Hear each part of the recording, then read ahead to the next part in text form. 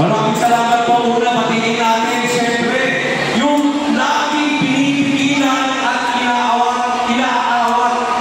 Ito ang mga nakatago, mga heroes ng bansa natin. Palakpakan naman natin ang mga vloggers na nandiyan dyan. Lahat po subscribe kayo sa kanila dahil sila ang tunay na nagbabalita ngayon. Hindi nababayaran, hindi nahahawakan sa leeg. Tama po ba o tama-tama? So hindi ko naman isa-isa basta nandiyan yung mga vloggers. Pag-subscribe po silang lahat. Dahil hindi po nakakarating ang ibang balita sa mainstream. So kailangan po natin ang mga vloggers. Practice na po. Kiboloy!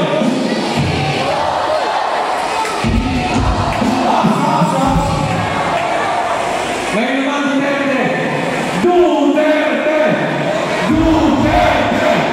Duterte! Stop! Stop! Ngayon, practicein natin ha. Kiboloy! Duterte! Kiboloy! Duterte! Okay po ba? Ay, mahina! Isa pa, okay po ba? Kiboloy! Duterte! Kiboloy! Duterte! Kiboloy! Stop! Okay? Sino po ang hindi iwi? Kiboloy! Duterte! Sino ang sigurado hindi ate? Kiboloy! Duterte! Kiboloy! Duterte! Kiboloy! Duterte!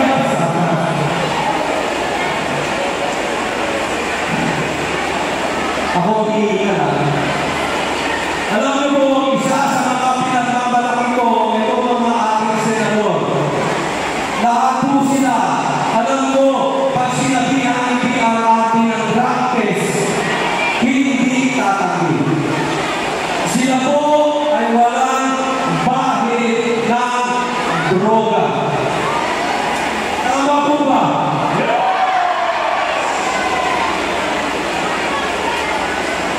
Sino ang walang bahid ng korupsyon? Kiboloy! Duterte! Kiboloy! Duterte!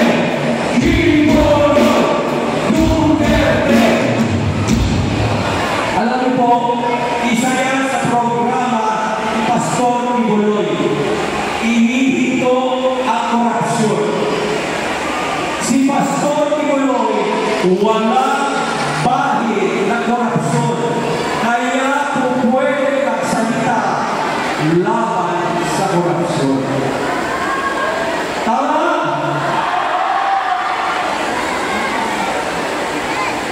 Bakit tayo pupunta sa luma kung gusto natin na pagbabago? Sino dito sa mga senators na to? Sino dito ang iwi?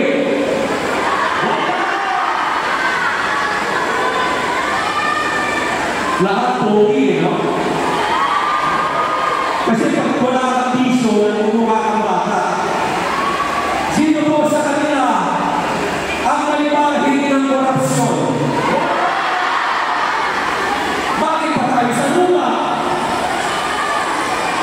Kailan lang sinelebrate kung February 25, 1986, tama?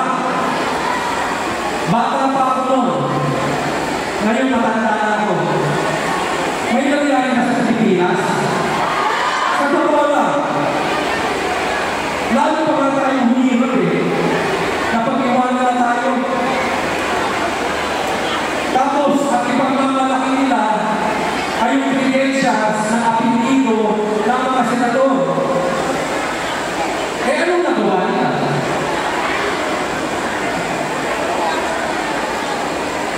Ano? Nasunod-sunod pa ang